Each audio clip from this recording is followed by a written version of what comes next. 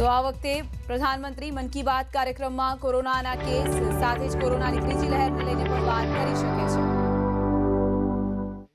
मेरे प्यारे देशवासियों, नमस्कार।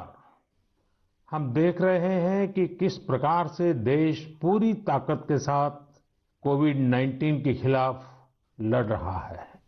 पिछले 100 वर्षों में यह सबसे बड़ी महामारी है और इसी पैंडेमिक के बीच भारत ने अनेक प्राकृतिक आपदाओं का भी डटकर मुकाबला किया है। इस दौरान साइक्लोन अम्फान आया, साइक्लोन निसर्ग आया, अनेक राज्यों में बाढ़ आई, छोटे बड़े अनेक भूकंप आए, भूस्खलन हुए। अभी अभी पिछले 10 दिनों में ही देश ने फिर 2 बड़े साइक्लोन्स का सामना किया। पश्चिमी तट पर साइक्लोन ताउते और पूर्वी कोस्ट पर साइक्लोन यास। इन दोनों चक्रवातों ने कई राज्यों को प्रभावित किया है। देश और देश की जनता इनसे पूरी ताकत से लड़ी और कम से कम जानहानि सुनिश्चित की। हम अब ये अनुभव करते हैं कि पहले के वर्षों की तुलना में ज्यादा से ज्यादा लोगों की जान बचा पा रहे हैं।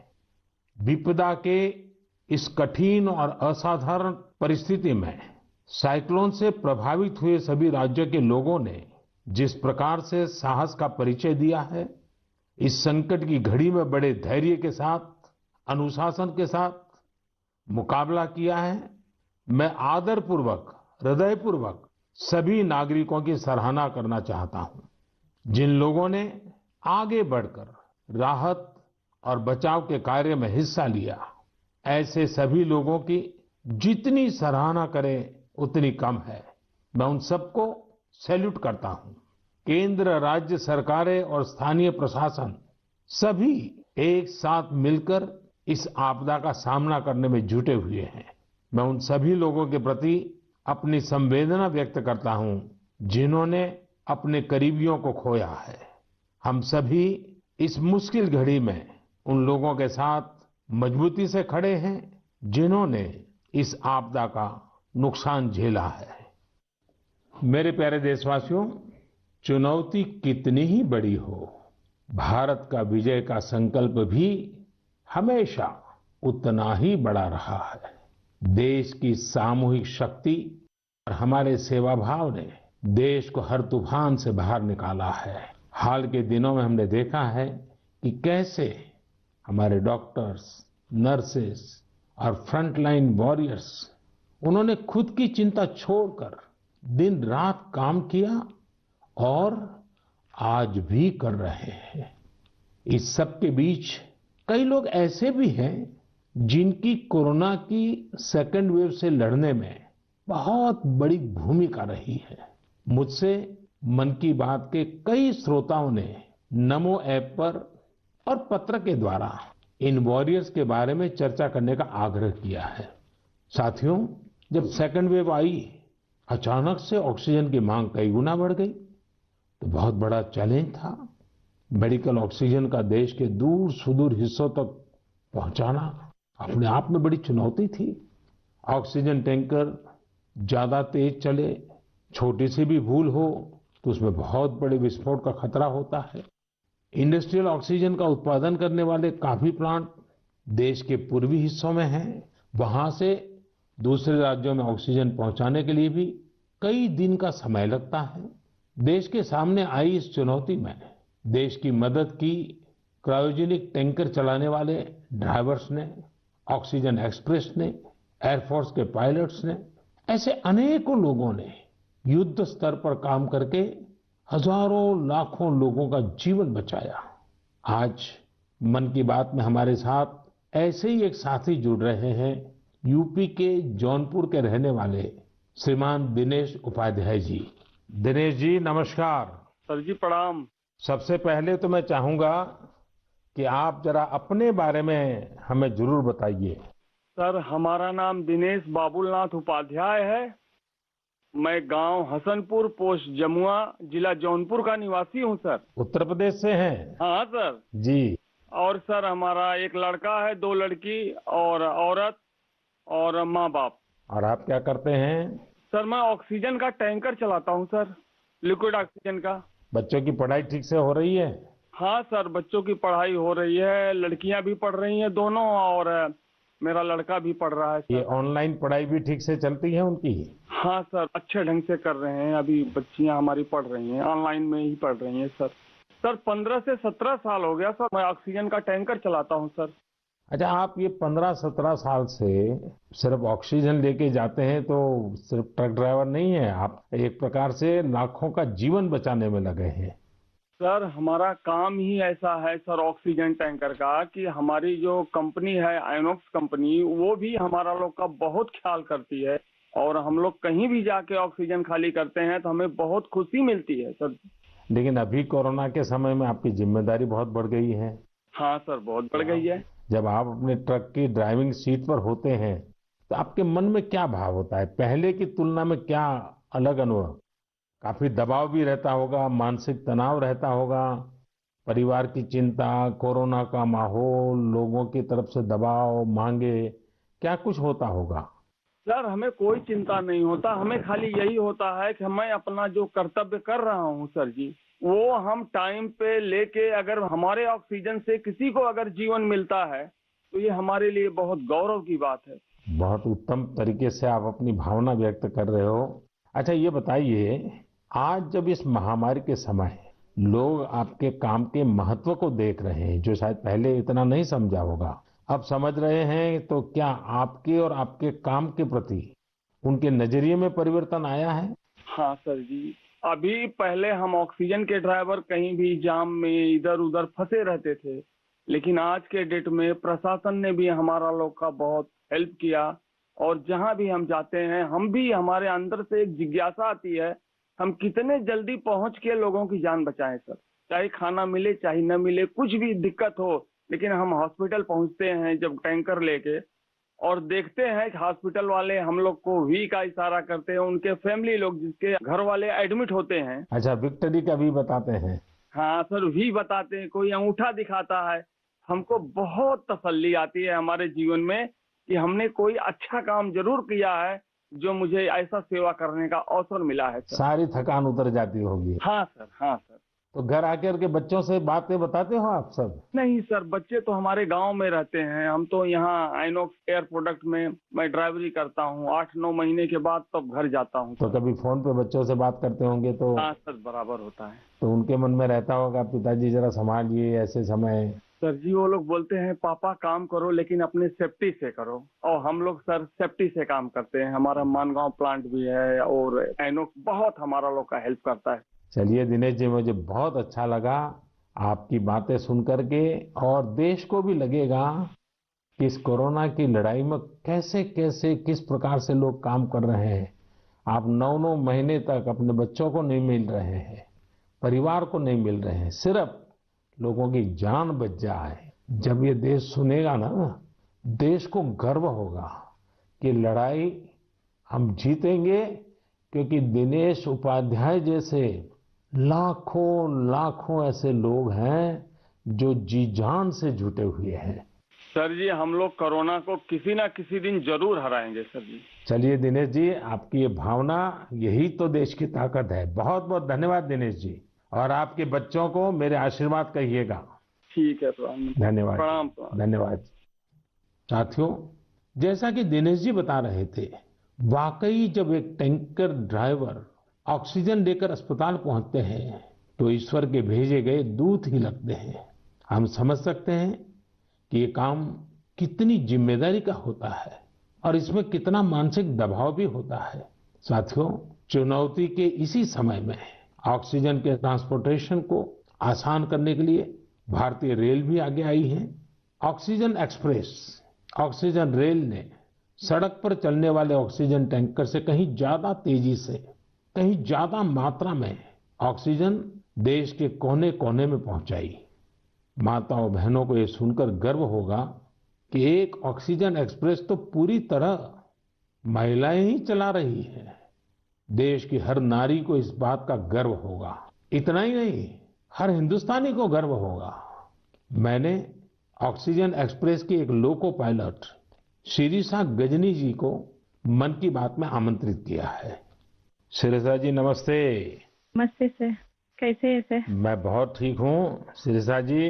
मैंने सुना है कि आप तो रेलवे पायलट के रूप में काम कर रही है और मुझे बताया गया कि आपकी पूरी महिलाओं की टोली ये ऑक्सीजन एक्सप्रेस को चला रही है। शिरीषा जी आप बहुत ही शानदार काम कर रही हैं। कोरोना काल में आपकी तरह अनेक महिलाओं ने आगे आकर कोरोना से लड़ने में देश को ताकत दी है।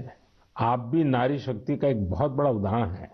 लेकिन देश जानना चाहेगा, मैं जानना चाहता हूँ कि आपको ये मोटिवेशन कहाँ से मिलता है?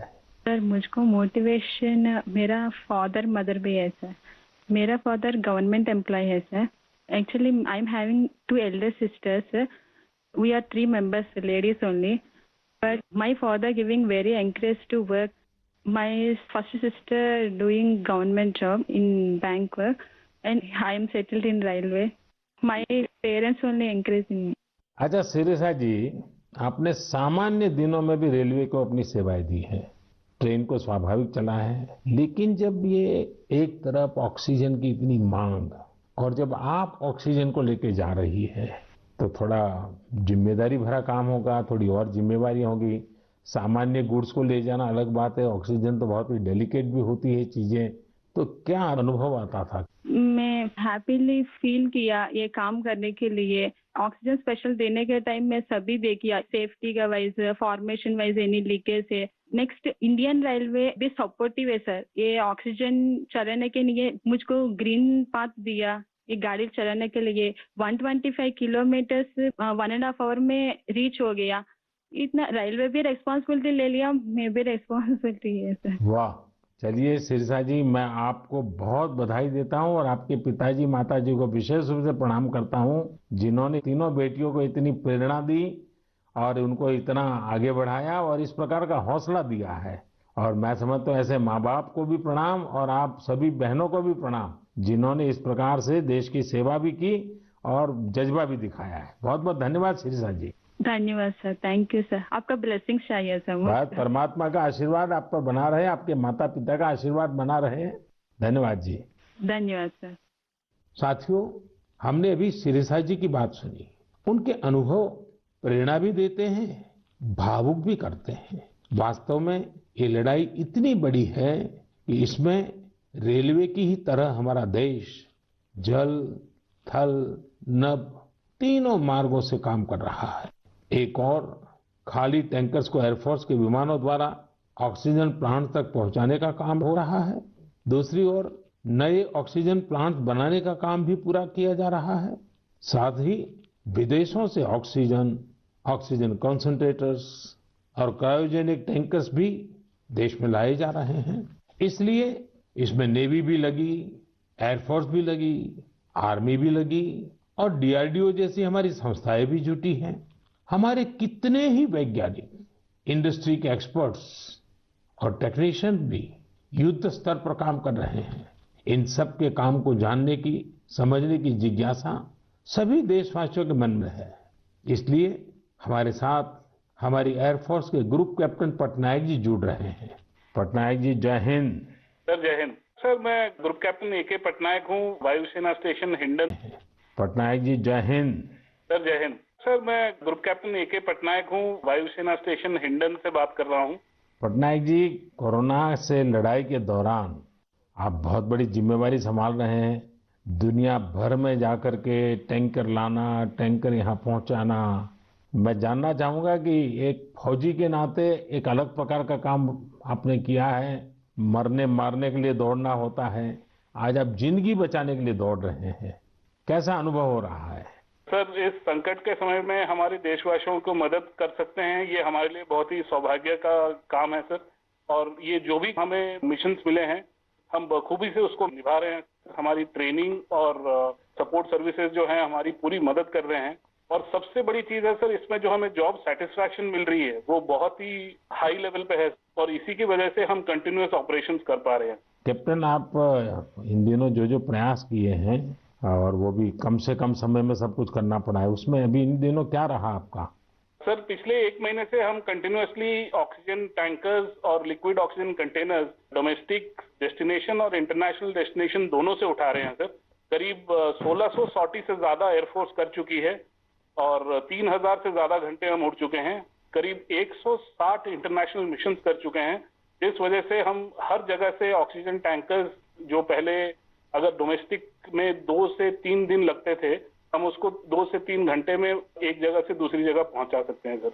और इंटरनेशनल मिशन में भी with in 24 hours continuous round the clock operation करके पूरी एयरफोर्स इसमें लगी हुई है कि जितनी जल्दी हो सके हम जितने ज्यादा टैंकर ला सकें और देश की मदद कर सके सर। कैप्टन, आपको इंटरनेशनल में अभी कहाँ कहाँ दौड़ भागना पड़ा? सर शॉर्ट नोटिस पे हमें सिंगापुर, दुबई, बेल्जियम, जर्मनी और यूके, ये सब जगह पे different fleets of the Indian air force sir, IL-76, C-17 और बाकी सारे विमान गए थे, C-130, जो बहुत ही शॉर्ट नोटिस पे ये मिशन प्लान करके हमारी ट्रेनिंग और जोश की वजह से हम टाइमली इन मिशन को कंप्लीट कर पाए सर। देखिए, इस बार देश गर्व अनुभव करता है कि जल हो, थल हो, नभ हो, हमारे सारे जवान इस कोरोना के खिलाफ लड़ाई में लगे हैं और कैप्टन आपने भी बहुत बड़ी जिम्मेवारी निभाई है, तो मैं आपको भी बहुत बधाई देता हूं। Sir thank you so much sir. हम अपनी पूरी कोशिश में जी जान के साथ लगे हुए हैं और मेरी बेटी भी मेरे साथ है सर, अदिति। अरे वाह! नमस्ते मोदी जी। नमस्ते बेटी, नमस्ते। अदिति, आप कितने साल की हैं? मैं 12 साल की हूँ और मैं क्लास 8 में पढ़ती हूँ। तो ये पिताजी बाहर जाते हैं, यूनिफॉर्म में रहते हैं। हाँ, तो उनके लिए मुझे बहुत प्राउड लगता है, बहुत गर्व महसूस होता है कि वो इतना सब महत्वपूर्ण काम कर रहे हैं। जो सारे कोरोना पीड़ित लोग हैं उनकी मदद इतनी ज्यादा कर रहे हैं और इतने सारे देशों से ऑक्सीजन टैंकर्स ला रहे हैं, कंटेनर्स ला रहे हैं। लेकिन बेटी तो पापा को बहुत मिस करती है ना? हाँ, मैं बहुत मिस करती हूँ उन्हें। वो आजकल ज्यादा घर पे रह भी नहीं पा रहे हैं क्योंकि इतने सारे इंटरनेशनल फ्लाइट्स में जा रहे हैं और कंटेनर्स और टैंकर्स उनके प्रोडक्शन प्लांट्स तक पहुंचा रहे हैं ताकि जो कोरोना पीड़ित लोग हैं उनको टाइमली ऑक्सीजन मिल सके और उनकी जान बच सके। तो बेटा, ये जो ऑक्सीजन के कारण लोगों की जान बचाने वाला काम तो अब घर घर में लोगों को पता चला है। जब तुम्हारे फ्रेंड सर्कल, तुम्हारे साथी स्टूडेंट जानते होंगे कि तुम्हारे पिताजी ऑक्सीजन की सेवा में लगे हैं, तो तुम्हारे प्रति भी बड़े आदर से देखते होंगे वो लोग। हाँ, मेरे सारे फ्रेंड्स भी बोलते हैं कि तुम्हारे पापा इतना ज्यादा इम्पोर्टेंट काम कर रहे हैं और तुम्हें भी बहुत प्राउड लगता होगा। और तब मुझे इतना ज्यादा गर्व अनुभव होता है। और मेरी जो सारी फैमिली है, मेरे नाना नानी, दादी, सब लोग भी मेरे पापा के लिए बहुत प्राउड है। मेरी मम्मी, और वो लोग भी डॉक्टर्स हैं, वो लोग भी दिन रात काम कर रहे हैं। और सारी आर्म फोर्सेस, मेरे पापा के सारे स्क्वाड्रन के अंकल्स और सारी जो फोर्सेस हैं, सब लोग, सारी सेना बहुत काम कर रही है। और मुझे यकीन है कि सबकी कोशिशों के साथ हम लोग कोरोना से ये लड़ाई जरूर जीतेंगे। हमारे यहाँ कहते हैं कि बेटी जब बोलती है ना, तो उसके शब्दों में सरस्वती विराजमान होती है। और जब अदिति बोल रही है कि हम जरूर जीतेंगे, तो एक प्रकार से ये ईश्वर की वाणी बन जाती है। अच्छा अदिति, अभी तो ऑनलाइन पढ़ती होगी? हाँ, अभी तो हमारे सारे ऑनलाइन क्लासेस चल रहे हैं और अभी हम लोग घर पे भी सारे फुल प्रिकॉशंस ले रहे हैं। और कहीं अगर बाहर जाना है तो फिर डबल मास्क पहन के और सब कुछ सारे प्रिकॉशंस और पर्सनल हाइजीन मेंटेन कर रहे हैं, सब चीज़ों का ध्यान रख रहे हैं। अच्छा बेटा, तुम्हारी क्या हॉबीज है, क्या पसंद है? मेरी हॉबीज हैं कि मैं स्विमिंग और बास्केटबॉल करती हूँ, पर अभी तो वो थोड़ा बंद हो गया है। और इस लॉकडाउन और कोरोना वायरस के दौरान मैंने बेकिंग और कुकिंग का बहुत ज़्यादा मुझे शौक है। और मैं अभी सारे बेकिंग और कुकिंग करके, जब पापा इतना सारा काम करके आते हैं तो मैं उनके लिए कुकीज़ और केक बनाती हूँ। वाह वाह वाह! चलिए बेटा, बहुत दिनों के बाद तुम्हें पापा के साथ समय बिताने का मौका मिला है, बहुत अच्छा लगा। और कैप्टन, आपको भी मैं बहुत बधाई देता हूँ। लेकिन जब मैं कैप्टन को बधाई देता हूँ, मतलब सिर्फ आपको ही नहीं, सारे हमारे फोर्सेस, जल, थल, नभ, जिस प्रकार से जुटे हुए हैं, मैं सबको सैल्यूट करता हूँ। धन्यवाद भैया। Thank you sir. साथियों, वाकई हमारे इन जवानों ने, इन वॉरियर्स ने जो काम किया है, इसके लिए देश इन्हें सैल्यूट करता है। इसी तरह लाखों लोग दिन रात जुटे हुए हैं। जो काम वो कर रहे हैं वो उनके रूटीन काम का हिस्सा नहीं है।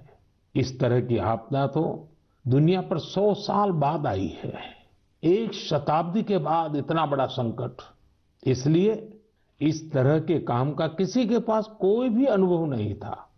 इसके पीछे देश सेवा का जज्बा है और एक संकल्प शक्ति है। इसी से देश ने वो काम किया है जो पहले कभी नहीं हुआ। आप अंदाजा लगा सकते हैं, सामान्य दिनों में हमारे यहाँ एक दिन में 900 metric ton liquid medical oxygen का प्रोडक्शन होता था। अब ये 10 गुना से भी ज्यादा बढ़कर करीब करीब 9,500 मीट्रिक टन प्रतिदिन उत्पादन हो रहा है। इस ऑक्सीजन को हमारे वॉरियर्स देश के दूर सुदूर कोने तक पहुंचा रहे हैं। मेरे प्यारे देशवासियों, ऑक्सीजन पहुंचाने के लिए देश में इतने प्रयास हुए, इतने लोग जुटे। एक नागरिक के तौर पर ये सारे कार्य प्रेरणा देते हैं। एक टीम बनकर हर किसी ने अपना कर्तव्य निभाया है। मुझे बेंगलुरु से उर्मिला जी ने कहा है कि उनके पति लैब टेक्नीशियन है और ये भी बताया है कि कैसे इतनी चुनौतियों के बीच वो लगातार टेस्टिंग का काम करते रहे हैं। साथियों, कोरोना की शुरुआत में देश में केवल एक ही टेस्टिंग लैब थी, लेकिन आज 2,500 से ज्यादा लैब्स काम कर रही हैं। शुरू में कुछ 100 टेस्ट एक दिन में हो पाते थे, अब 20 लाख से ज्यादा टेस्ट एक दिन में होने लगे हैं। अब तक देश में 33 करोड़ से ज्यादा सैंपल की जांच की जा चुकी है। ये इतना बड़ा काम इन साथियों की वजह से ही संभव हो रहा है। कितने ही फ्रंटलाइन वर्कर्स सैंपल कलेक्शन के काम में लगे हुए हैं। संक्रमित मरीजों के बीच जाना, उनका सैंपल लेना, ये कितनी सेवा का काम है। अपने बचाव के लिए इन साथियों को इतनी गर्मी में भी लगातार पीपीई किट पहन के ही रहना पड़ता है। इसके बाद ये सैंपल लैब में पहुंचता है। इसलिए जब मैं आप सबके सुझाव और सवाल पढ़ रहा था तो मैंने तय किया कि हमारे इन साथियों की भी चर्चा जरूर होनी चाहिए। इनके अनुभवों से हमें भी बहुत कुछ जानने को मिलेगा। तो आइए दिल्ली में एक लैब टेक्नीशियन के तौर पर काम करने वाले हमारे साथी प्रकाश कांडपाल जी से बात करते हैं। प्रकाश जी नमस्कार। नमस्कार आदरणीय प्रधानमंत्री जी। प्रकाश जी, सबसे पहले तो आप मन की बात के हमारे सभी श्रोताओं को अपने बारे में बताइए। आप कितने समय से ये काम कर रहे हैं और कोरोना के समय आपका क्या अनुभव रहा है, क्योंकि देश के लोगों को इस प्रकार से न टीवी पर दिखते हैं न अखबार में दिखते हैं, फिर भी एक ऋषि की तरह लैब में रह करके काम कर रहे हैं। तो मैं चाहूंगा कि आप जब बताएंगे तो देशवासियों को भी जानकारी मिलेगी कि देश में काम कैसे हो रहा है। सर, मैं दिल्ली सरकार के स्वास्थ्य संस्थान institute of liver and biliary sciences नाम के हॉस्पिटल में पिछले 10 वर्षों से लैब टेक्नीशियन के रूप में कार्यरत हूँ। मेरा स्वास्थ्य क्षेत्र का अनुभव 22 वर्षों का है। आईएलबीएस से पहले भी मैं दिल्ली के Apollo hospital, Rajiv Gandhi cancer hospital, rotary blood bank जैसे प्रतिष्ठित संस्थान में काम कर चुका हूँ। सर, यद्यपि सभी जगह मैंने रक्त कोष विभाग में अपनी सेवाएं दी, परंतु पिछले वर्ष 1 अप्रैल 2020 से मैं आईएलबीएस के वायरोलॉजी डिपार्टमेंट के अधीनस्थ कोविड टेस्टिंग लैब में कार्य कर रहा हूँ। निस्संदेह कोविड महामारी में स्वास्थ्य एवं स्वास्थ्य से संबंधित सभी साधन संसाधनों पर अत्यधिक दबाव पड़ा, पर मैं इस संघर्ष के दौर को निजी तौर पर इसमें ऐसा अवसर मानता हूँ जब राष्ट्र, मानवता, समाज हमसे अधिक उत्तरदायित्व, सहयोग, हमसे अधिक सामर्थ्य और हमसे अधिक क्षमता के प्रदर्शन की अपेक्षा करता है और आशा करता है। और सर, जब हम राष्ट्र के, मानवता के, समाज की अपेक्षा के और आशा के अनुरूप अपने स्तर पर, जो कि एक बूंद के बराबर है, हम उस पर काम करते हैं, खरा उतरते हैं, तो एक गौरव की अनुभूति होती है। कभी जब हमारे घर वाले भी आशंकित होते हैं या थोड़ा उन्हें भय लगता है, तो ऐसे अवसर पे उनको स्मरण कराता हूँ कि हमारे देश के जवान, जो कि सदैव ही परिवार से दूर सीमाओं पर विषम और असामान्य परिस्थितियों में देश की रक्षा कर रहे हैं, उनकी तुलना में तो हमारा जोखिम जो है कम है, बहुत कम है। तो वो भी इस चीज को समझते हैं और मेरे साथ में एक तरह से वो भी सहयोग करते हैं और वो भी इस आपदा में समान रूप से जो भी सहयोग है उसमें अपनी सहभागिता निभाते हैं। प्रकाश जी, एक तरफ सरकार सबको कह रही है कि दूरी रखो, दूरी रखो, कोरोना में एक दूसरे से दूर रहो, और आपको तो सामने से होकर के कोरोना के जीवाणुओं के बीच में रहना ही पड़ता है, सामने से जाना पड़ता है। तो ये अपने आप में एक जिंदगी को संकट में डालने वाला मामला रहता है, तो परिवार को चिंता होना बहुत स्वाभाविक है। लेकिन फिर भी ये लैब टेक्नीशियन का काम सामान्य संजोगों में एक है और ऐसी पेंडेमिक स्थिति में दूसरा है, और वो आप कर रहे हैं तो काम के घंटे भी बहुत बढ़ गए होंगे, रात रात लैब में निकालना पड़ता होगा, क्योंकि इतना करोड़ों लोगों का टेस्टिंग हो रहा है तो बोझ भी बड़ा होगा। लेकिन अपनी सुरक्षा के लिए भी तो सावधानी रखते हैं कि नहीं रखते हैं? बिल्कुल रखते हैं सर। हमारे आईएलबीएस की जो लैब है वो WHO से मान्यता प्राप्त है। तो जो सारे प्रोटोकॉल हैं वो इंटरनेशनल स्टैंडर्ड के हैं। हम त्रिस्तरीय जो हमारी पोशाक है उसमें हम जाते हैं लैब में और उसी में हम काम करते हैं और उसका पूरा डिस्कार्डिंग का, लेबलिंग का और उनको टेस्टिंग का एक पूरा प्रोटोकॉल है, तो उस प्रोटोकॉल के तहत काम करते हैं। तो सर ये भी ईश्वर की कृपा है कि मेरा परिवार और मेरे जानने वाले अधिकतर जो अभी तक इस संक्रमण से बचे हुए हैं। तो एक चीज है कि अगर आप सावधानी रखते हैं और संयम बरतते हैं तो आप थोड़ा बहुत इससे बचे रह सकते हैं। प्रकाश जी, आप जैसे हजारों लोग पिछले 1 साल से लैब में बैठे हैं और इतनी जहमत कर रहे हैं, इतने लोगों को बचाने का काम कर रहे हैं, जो देश आज जान रहा है। लेकिन प्रकाश जी, मैं आपके माध्यम से आपकी बिरादरी के सभी साथियों को हृदयपूर्वक धन्यवाद करता हूं, देशवासियों की तरफ से धन्यवाद करता हूं। और आप स्वस्थ रहिए, आपका परिवार स्वस्थ रहे, मेरी बहुत शुभकामनाएं हैं। धन्यवाद प्रधानमंत्री जी, मैं आपका बहुत बहुत आभारी हूँ कि आपने मुझे अवसर प्रदान किया। धन्यवाद भैया।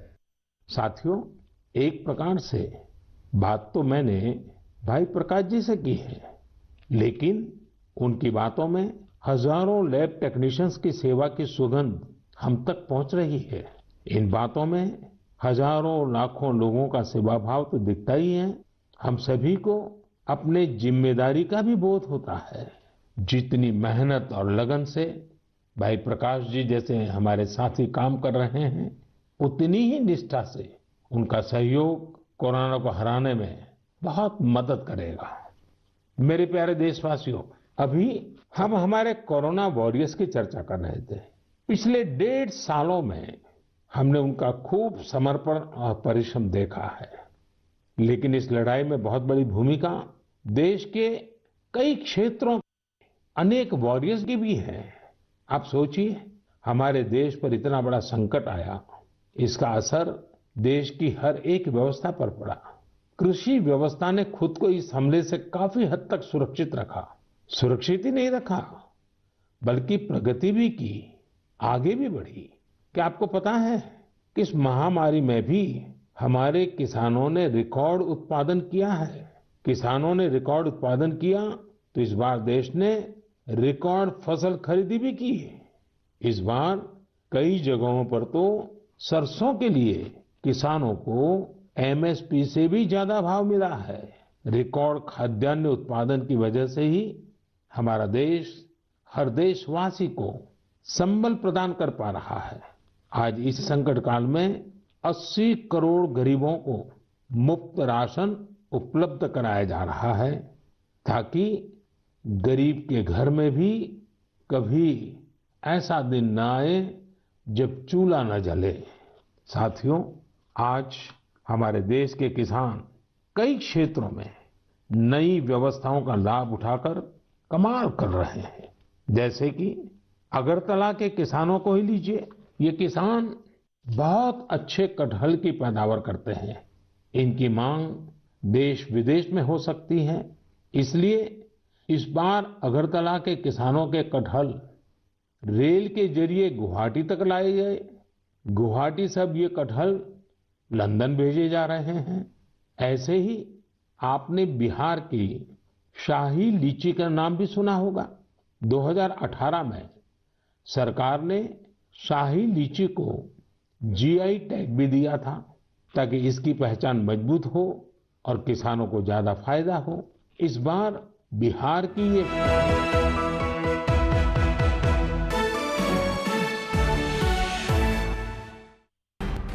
अपेक्षाओं पर खरा